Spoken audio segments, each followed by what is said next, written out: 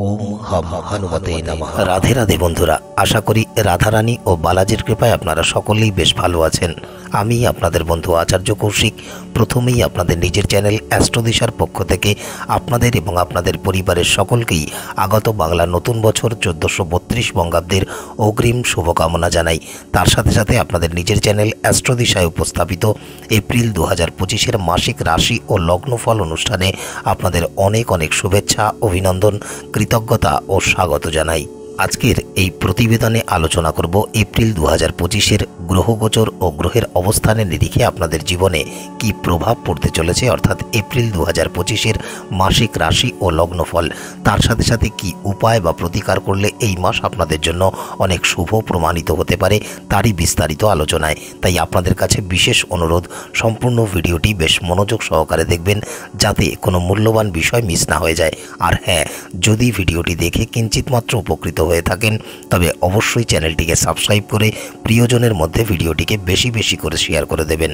তো আসুন আর কথা না বাড়িয়ে জেনে নিই এপ্রিল 2025-এ আপনাদের জীবনে কি কি ইতিবাচক ও নেতিবাচক প্রভাব পড়তে চলেছে তারই বিস্তারিত আলোচনায়। রাশিচক্রের পঞ্চম রাশি ও অগ্নিতত্ত্বের রাশি সিংহ, যার অধিপতি হলেন পিতা, আত্মা, সরকার, অহংকার, রয়্যালিটি, প্রতিপত্তি, ব্যক্তিত্ব, সৃজনশীলতা ইত্যাদির কারগ্রহ এবং গ্রহের রাজা ভগবান সূর্যনারায়ণ। এপ্রিল মাস সিংহ রাশি ও সিংহলগ্নের জাতক জাতিকাদের জন্য কিছুটা উত্থান পতনে পরিপূর্ণ থাকবে। যেহেতু মাসের শুরুতেই 5টি বড় গ্রহ ভগবান সূর্যনারায়ণ, ন্যায়াধীশ শনি মহারাজ, ছায়াগ্রহ রাহু মহারাজ, গ্রহের যুবরাজ বুধ এবং দৈত্যগুরু শুক্রাচার্য একত্রে আপনাদের অষ্টমভাবে অবস্থান করে পঞ্চগ্রহী যোগের সূচনা করবেন, সেই কারণে আপনারা নানান স্বাস্থ্য সমস্যার সম্মুখীন এই মাসে হতে পারেন। যদিও জীবনে হঠাৎ কিছু ভালো পরিবর্তন হওয়ারও সম্ভাবনা রয়েছে, তবুও সম্পূর্ণ মাস জুড়েই আপনাদের স্বাস্থ্যের প্রতি বিশেষ যত্ন নিতে হবে। অন্যদিকে যেহেতু মাসের শুরুতে গ্রহের সেনাপতি মঙ্গল আপনাদের একাদশভাবে অবস্থান করে থাকবেন এবং 3রা এপ্রিল আপনাদের দ্বাদশভাবে গোচর করবেন, যার ফলে ব্যয় পূর্বের তুলনায় অনেক বৃদ্ধি পেতেই দেখা যাবে। পাশাপাশি এই মাসে দীর্ঘ যাত্রা বা ভ্রমণের সুযোগ আপনারা পাবেন, তবে স্বাস্থ্যের দিকেও বেশ নজর দিতে হবে। যারা বিদেশ ভ্রমণের জন্য প্রচেষ্টা করছেন, এই মাসে আপনারা বিদেশ ভ্রমণেরও কোনো বিশেষ সুযোগ পেতে পারেন। তবে 14ই এপ্রিল যখন ভগবান সূর্যনারায়ণ আপনাদের নবমভাবে গোচর করবেন, তারপরে আপনাদের সম্মান, শ্রদ্ধা, সামাজিক প্রভাব প্রতিপত্তি অনেকাংশে বৃদ্ধি পেতে সহায়তা প্রদান করবে। এমনকি যারা সমাজসেবামূলক কাজের সাথে যুক্ত আছেন তারা প্রাতিষ্ঠানিক কোনো বড় পদাধিকারও পেতে পারেন, সেই সঙ্গে সামাজিক সম্মানে সম্মানিত বা ভূষিত হতে পারেন। যারা চাকুরিজীবী, এই মাসে আপনাদের অবস্থান ও গ্রহণযোগ্যতা উন্নীত হওয়ার প্রবল সম্ভাবনাও রয়েছে।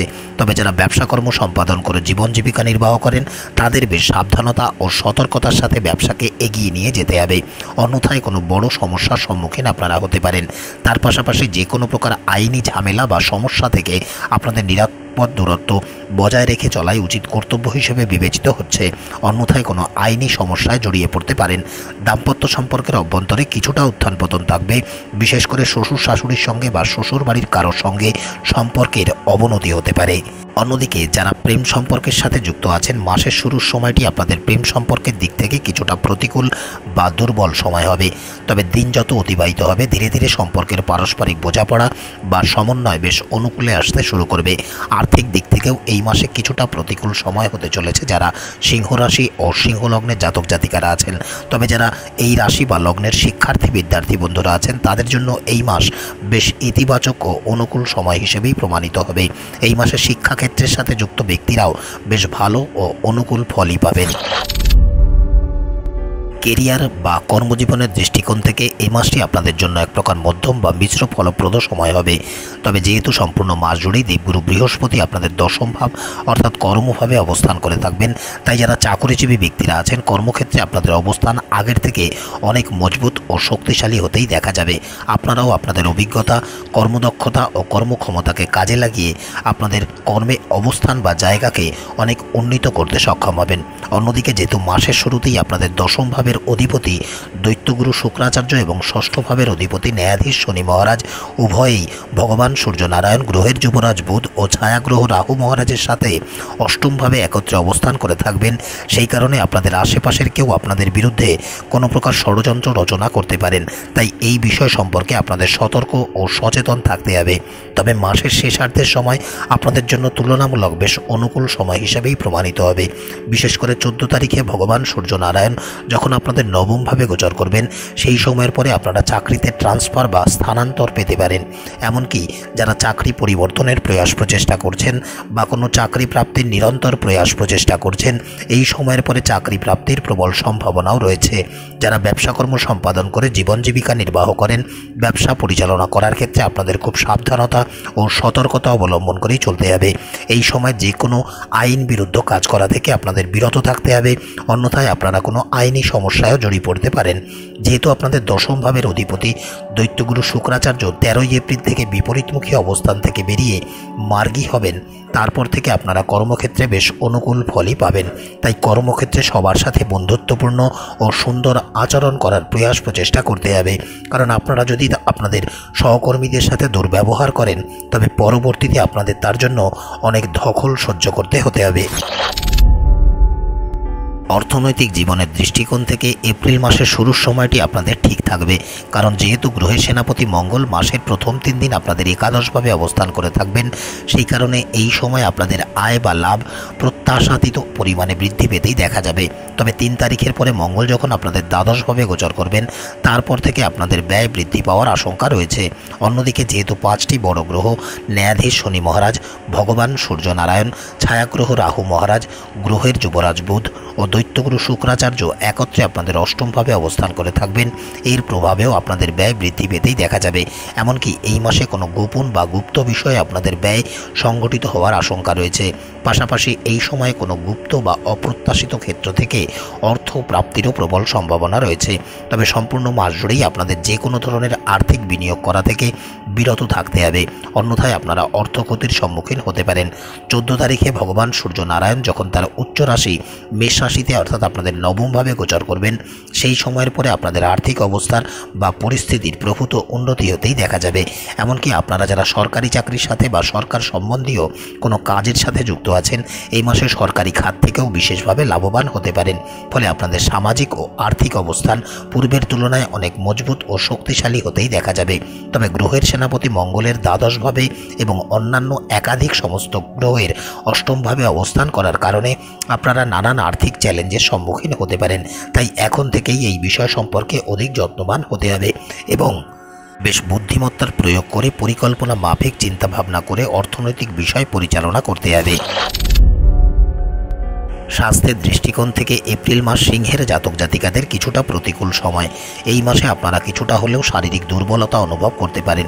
যেহেতু আপনাদের রাশির অধিপতি ভগবান সূর্যনারায়ণ একত্রে 4টি বড় গ্রহ ন্যায়াধীশ শনি মহারাজ, ছায়াগ্রহ রাহু মহারাজ, গ্রহের যুবরাজ বুধ, দৈত্যগুরু শুক্রাচার্যের সাথে একত্রে আপনাদের অষ্টমভাবে পীড়িত অবস্থায় অবস্থান করে থাকবেন।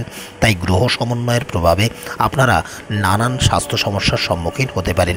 যেহেতু 3 তারিখ থেকে মঙ্গল আপনাদের দ্বাদশভাবে গোচর করবেন এবং গোপনীয়তার কারগ্রহ কেতু মহারাজ সম্পূর্ণ মাস জুড়েই আপনাদের দ্বিতীয়ভাবে অবস্থান করে থাকবেন, এর ফলেও আপনাদের স্বাস্থ্য সমস্যা বৃদ্ধি পেতে পারে। আবার 5টি গ্রহ আপনাদের অষ্টমভাবে অবস্থান করে থাকার কারণে স্বাস্থ্য সম্পর্কিত নানান সমস্যা তৈরি হতে পারে। বিশেষ করে এই মাসে আপনারা চোখ সম্পর্কিত কোনো সমস্যা, যেমন চোখে ব্যথা, চোখ থেকে জল পড়া, দৃষ্টিশক্তি ক্ষীণ হয়ে যাওয়া ও হজম সংক্রমিত কোনো সমস্যার পাশাপাশি গুপ্তাঙ্গ সম্পর্কিত কোনো সমস্যার সম্মুখীন হতে পারেন। যখন 7 তারিখে গ্রহের যুবরাজ বুধ এবং 13 তারিখে শুক্র বক্রী থেকে মার্গী হবেন, তারপর থেকে চলমান সকল স্বাস্থ্য সমস্যার কিছুটা হলেও উন্নতি হতে দেখা যাবে। মাসের 14 তারিখে যখন ভগবান সূর্যনারায়ণ তার উচ্চ রাশি মেষ রাশিতে অর্থাৎ আপনাদের নবমভাবে গোচর করবেন, তারপর থেকে আপনাদের ইমিউনিটি শক্তি অনেক মজবুত হয়ে উঠতে দেখা যাবে। আপনাদেরও স্বাস্থ্য ধীরে ধীরে ঠিক হতে শুরু করবে এবং আপনারা সুস্বাস্থ্য অনুভব করতে পারবেন। তবে যেহেতু আপনাদের ষষ্ঠ ভাবের অধিপতি ন্যায়াধীশ শনি মহারাজ সম্পূর্ণ মাস জুড়েই আপনাদের অষ্টমভাবে অবস্থান করে থাকবেন, সুতরাং এই মাসে আপনাদের যে কোনো প্রকার স্বাস্থ্য সমস্যাকে উপেক্ষা না করে বরং ডাক্তারি পরামর্শ গ্রহণ করে প্রয়োজনীয় পদক্ষেপ গ্রহণ করার প্রয়াস প্রচেষ্টা করতে হবে। অন্যথায় আপনারা কোনো বড় ধরনের অসুস্থতার শিকার হতে পারেন। তবে মাসের শেষার্ধের সময় স্বাস্থ্যগত দিক থেকে আপনারা তুলনামূলক প্রথমার্ধের থেকে বেশ অনুকূল ফল পাবেন। আপনাদের উদ্দেশ্যে একটি বিশেষ ঘোষণা। আপনারা যদি নিজেদের অথবা আপনাদের প্রিয়জনের জন্মপত্রিকা বিশ্লেষণ করতে চান এবং জীবনে চলমান যে কোনো সমস্যার সমাধান পেতে চান, তাহলে স্ক্রিনে আসা এই নম্বর 8981372545 এই নম্বরে যোগাযোগ করতে পারেন।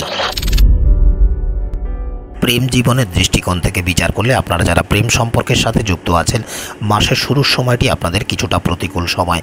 যেহেতু গ্রহের সেনাপতি মঙ্গল আপনাদের পঞ্চম ভাবকে প্রভাবিত করবেন, সেই কারণে আপনাদের সাথে আপনাদের প্রিয়জনের মধ্যে কোনো বিষয়কে কেন্দ্র করে মতবিরোধ বা মতানৈক্য দেখা দিতে পারে। তবে 3 তারিখে মঙ্গল যখন আপনাদের দ্বাদশভাবে গোচর করবেন, তারপর থেকে ধীরে ধীরে পরিস্থিতি কিছুটা অনুকূলে আসতে শুরু করবে। অন্যদিকে যেহেতু আপনাদের পঞ্চম ভাবের অধিপতি দেবগুরু বৃহস্পতি সম্পূর্ণ মাস জুড়েই আপনাদের দশম অবস্থান করে থাকবেন, আবার পুরো মাস জুড়েই ন্যায়াধীশ শনি মহারাজের দৃষ্টি দেবগুরু বৃহস্পতির উপরে এবং আপনাদের পঞ্চম ভাবে থাকবে। সেই কারণে আপনারা আপনাদের প্রেম সম্পর্কে বেশ তীব্রতা ও আকর্ষণ অনুভব করবেন। যাতে আপনাদের এই সম্পর্ক ভালোভাবে চলে বা এগিয়ে নিয়ে যাওয়া যায়, তার জন্য অধিক প্রয়াস প্রচেষ্টা করবেন এবং এতে আপনারা সাফল্য অর্জন করতে পারবেন। দাম্পত্য জীবনের দৃষ্টিকোণ থেকে বিচার করলে আপনারা যারা দাম্পত্য সম্পর্কে আবদ্ধ আছেন, এই মাস আপনাদের জন্য কিছুটা উত্থান পতনে পরিপূর্ণ থাকবে। যেহেতু আপনাদের অষ্টমভাবে পঞ্চগ্রহী যোগের সূচনা হবে, সেই কারণে এই মাসে আপনাদের নিজেদের এবং আপনাদের স্বামী অথবা স্ত্রীর কোনো স্বাস্থ্য সমস্যা দেখা দিতে পারে, যা আপনাদের বিরক্তির কারণ হয়েও দাঁড়াতে পারে এবং যার ফলে আপনাদের বৈবাহিক জীবনও প্রভাবিত হতে পারে। এমনকি যারা আপনাদের শ্বশুরবাড়ির লোকজন আছেন, তাদের সঙ্গেও কোনো বিষয়ে মতাদর্শগত মতপার্থক্য বা তর্ক বিতর্কের মতো পরিস্থিতির সৃষ্টি হতে পারে এবং পরিবেশ বেশ উত্তপ্ত হয়ে উঠতে পারে। তাই আপনাদের শ্বশুরবাড়ির সাথে ভালো সম্পর্ক বজায় রাখার প্রতি আপনাদের যত্নবান থাকতে হবে। অন্যথায় এটি আপনাদের বৈবাহিক জীবনকেও প্রভাবিত করতে পারে এবং সম্পর্কে পারস্পরিক সমন্বয়ে ক্ষতিগ্রস্ত করতে পারে। পারিবারিক জীবনের দৃষ্টিকোণ থেকে এপ্রিল মাস সিংহ রাশি ও সিংহ লগ্নের জাতক জাতিকাদের জন্য বেশ অনুকূলেই থাকবে। যেহেতু সম্পূর্ণ মাস জুড়ে দেবগুরু বৃহস্পতি আপনাদের একাদশভাবে অবস্থান করে সেখান থেকে আপনাদের চতুর্থ ভাবকে এবং দ্বিতীয় ভাবকে প্রভাবিত করবে, যার ফলে পারিবারিক জীবনে নানান চলমান সমস্যা বা চ্যালেঞ্জগুলি হ্রাস করতে সহায়তা করবে। ফলে পারিবারিক পরিবেশ বেশ অনুকূল হয়ে উঠবে।